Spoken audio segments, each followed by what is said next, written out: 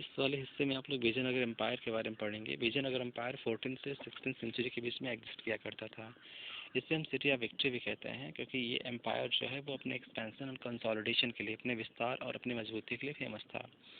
और ये 14 सेंचुरी में विजयनगर एम्पायर को इस्टेब्लिश किया गया।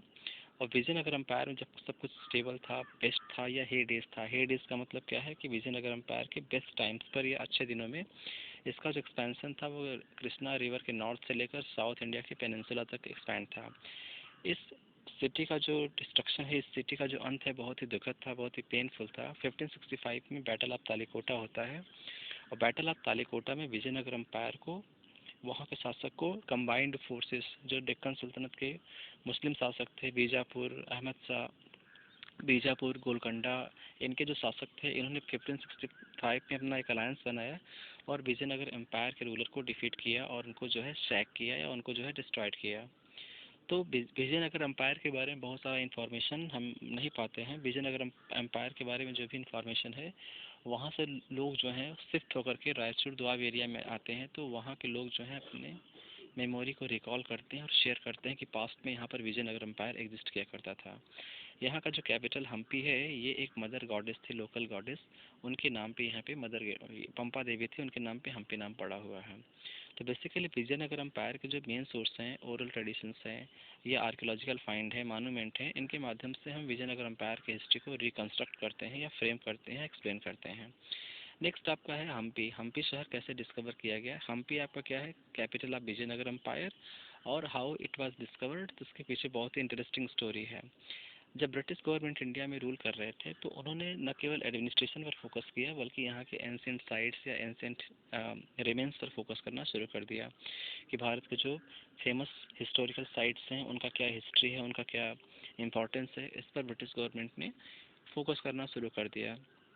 तो इसी कॉन्टेक्स्ट में जो ब्रिटिशर्स थे, उन्होंने क्या किया, यहाँ के एंशिएंट साइट के जो प्राचीन जगह है, जो साइट्स होते हैं, उनका वो डिस्कवरी करना शुरू करते हैं।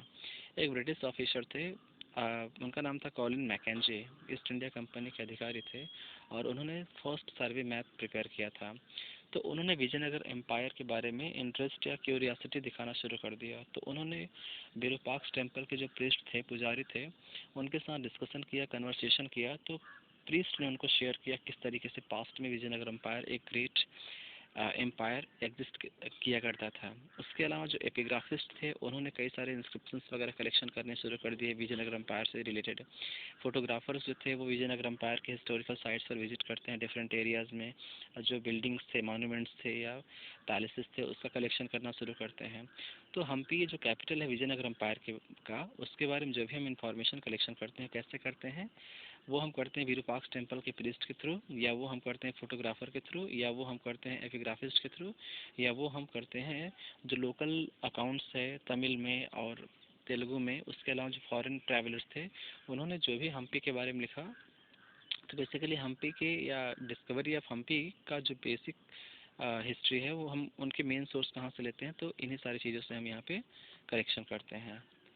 तो ये एक तरह से आपका इस वाले पार्ट्स में आप हम्पी शहर के हिस्ट्री को रिकन्स्ट्रक्ट करने के लिए क्या क्या सोर्स हम यहाँ पे यूज़ करते हैं।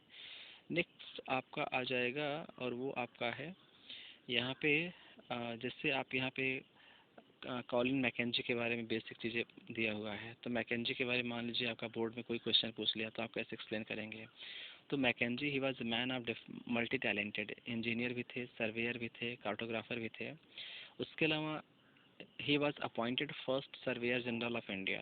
फैक्ट बेस्ड है, first surveyor general of India, survey करने वाले जो लोग होते हैं, डिफरेंट फैक्ट डाटा को कलेक्शन करते हैं, तो यहाँ पे हम उनको रेफर करते हैं। तो इनको first surveyor general of India कहा गया। तो ये टिल 1821 अपने लास्ट टाइम तक इस पोस्ट को होल्ड करते हैं। इनका काम क्या था? वो लोकल हिस्ट्री कलेक्शन करते थे, सर्वे करते थे, हिस्टोरिकल साइट्स पर विजिट किया करते थे, इंडिया के पास्ट को समझते थे, क्योंकि उनका मानना था कि भारत में प्रॉपर तरीके से गवर्न करना है, तो यहाँ के कल्चर को, यहाँ के सिस्टम को समझना होगा, और उसके बेस पे हमें अपने सिस्टम को इम्प्रूव करना होगा। तो इन्होंने ये भी रिमार्क किया कि जो विजयनगर एम्पायर है, वहाँ पे मिजरी और बैड मैनेजमेंट की वजह से विजयनगर एम्पायर का जो एरिया है, साइट्स है, प्रॉपर तरीके से हम उनके सोर्स नहीं कलेक्ट कर पाते हैं। तो south India British government control में आना शुरू हो गया तो विजयनगर एम्पायर के और क्लोजली इन्होंने स्टडी करना शुरू कर दिए। इन्होंने कहा कि विजयनगर एम्पायर से इम्पॉर्टेंट इन्फॉर्मेशन कलेक्शन करना इम्पॉर्टेंट है, क्योंकि पास्ट में जिस तरीके से विजयनगर एम्पायर वहाँ के इम्पॉर्टेंट इंस्टीट्यूशंस, इम्पॉर्टेंट लॉ है ना, इनके माध्यम से हम विजयनगर एम्पायर में फ्यूचर में हम same rule, same system, same customs को इम्प्लीमेंट करके अपने शासन को और कंसोलिडेट कर सकते हैं।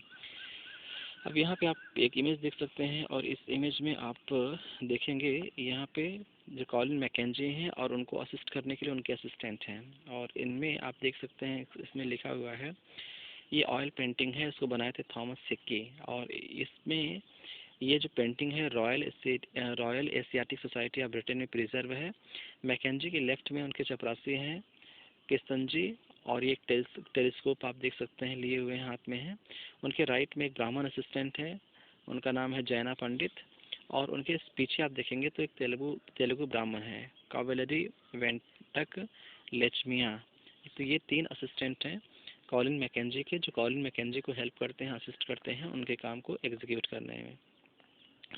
अब यहाँ पे आपका जो अगला हेडिंग है अब वो ये है राय, नायक और सुल्तान। तो विजयनगर एम्पायर के जो शासक हुआ करते थे हम उनको राय कहते हैं। नायक जो थे वो कौन से लोग थे? नायक जो थे वो मिलिट्री कमांडर हुआ करते थे। या सुल्तान कौन से लोग थे? जो डेक्कन सुल्तनत या विजयनगर एम्पायर के नॉर्थ में जो शासक लोग थे जो विजयनगर एम्पायर के साथ कंपटीशन किया करते थे, उनको हम सुल्तान कहते हैं। तो बेसिकली इस वाले हिस्से में अगर हम लोग ध्यान दें राय, नायक और सुल्तान, तो इसमें ये बेसिकली सबसे पहले हम लोग देखेंगे हिस्ट्री क्या है विजयनगर एम्पायर का। तो दो ब्राह्मण थे, हरिहर और बुक्का, इन्होंने विजयनगर एम्पायर को इस्टेब्लिश किया 1336 में। दरअसल ये लोग पहले जो मोहम्मद बिन तुगलक थे सल्तनत रूलर्स, उनके यहाँ काम कर चुके थे। तो साउथ इंडिया में इनको मतलब किसी ब्राह्मण ने इंस्पायर किया था, तो इन्होंने इंडियन ग्लोरी और इंडियन प्राइड को फिर से रिस्टोर करने के लिए साउथ इंडिया में विजयनगर एम्पायर का फॉर्मेशन करते हैं। तो 1336 में हरिहर और बुक्का जो 2 सगे भाई थे उन्होंने विजयनगर एम्पायर को इस्टेब्लिश किया, और इनका जो बॉर्डर था या विजयनगर एम्पायर का जो एरिया था जहाँ जहाँ पे एक्सपेंशन था, फैलाव था, तो लिखा हुआ फ्लक्चुएटिंग फ्रंटियर्स मीन्स जो इनका विस्तार था कोई फिक्स नहीं था, वो अनफिक्स्ड एरिया था या अनफिक्स्ड टेरिटरी था। तो ये रूल करते थे फ्लक्चुएटिंग एरिया पर, प्लस इनके रीजन में लोग डिफरेंट लैंग्वेज और डिफरेंट रिलीजन्स को प्रैक्टिस किया करते थे। उसके अलावा विजयनगर एम्पायर का जो उनके जो कंपटीटर थे, क्योंकि कोई राजा है तो उसके आसपास के लोग जो हैं उनके साथ कंपटीशन तो करेंगे ही।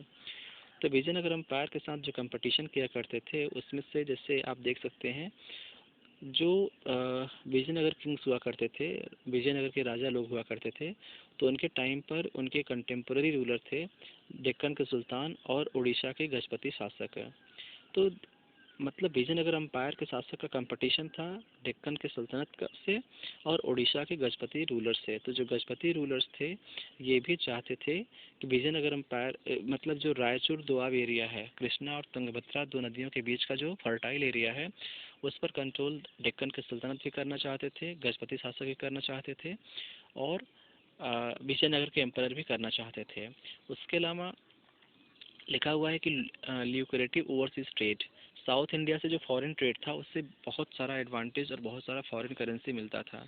तो सभी लोग चाहते थे कि साउथ इंडिया के कोस्टल एरिया पे कंट्रोल जो है हमारा हो। तो ल्यूक्रेटिव ओवरसीज ट्रेड को लेकर के प्लस फर्टाइल एरिया को लेकर कंपटीशन जो है हमेशा डेक्कन के सल्तनत, गजपति रूलर्स और विजयनगर एम्पायर के बीच में हुआ करता था। उसके अलावा ये लोग जो हैं आपस में कभी कभी आइडियाज़ को और आर्किटेक्चरल स्टाइल को शेयर भी किया करते थे। एग्जांपल के लिए विजयनगर एम्पायर में मैक्सिमम जो बिल्डिंग टेक्निक्स थी, बिल्डिंग डिज़ाइन था, इन्होंने मतलब डेक्कन सल्तनत रूलर से इसे मतलब बारो किया हुआ था। अब यहाँ पे लिखा हुआ है कि कर्नाटका साम्राज्य, तो साम्राज्य को ये तेलुगु वर्ड है और इसको मतलब ये जो साम्राज्य टर्म है ये विजयनगर एम्पायर के लिए यूज़ किया गया हुआ है। तो ये आपका मतलब इस वाले हिस्से से आपका इतना ही रहेगा। उसके बाद अगले हिस्से को अगर हम कवर करें तो यहाँ पे आप देखेंगे एक्सप्लेन आपका इसमें से इस वाले हिस्से में क्या कर रहा है। इसमें एक्सप्लेन ये कर रहा है कि विजयनगर एम्पायर में जो एरिया इन्वॉल्व थे, इनकॉर्पोरेट थे, वहाँ पे डेवलपमेंट बहुत अधिक हुआ था। और यहाँ पे some of the area that were incorporated within the empire had witnessed the development of powerful states such as those of Chola in Tamil Nadu and Hoysala in Karnataka। मतलब जो एरिया विजयनगर एम्पायर में include किए गए थे, involve किए गए थे, वो एरिया ऑलरेडी बहुत ही पावरफुल और डेवलप्ड थे। जैसे चोल लोगों ने तमिलनाडु में शासन किया था, होयसल ने कर्नाटका में। तो कर्नाटका और तमिलनाडु इन एरिया को विजयनगर एम्पायर में इंक्लूड किया गया, इन्वॉल्व किया गया। उसके अलावा यहाँ के जो रूलिंग क्लास के लोग थे, ruling elite of this area had extended patronage to elaborate temples.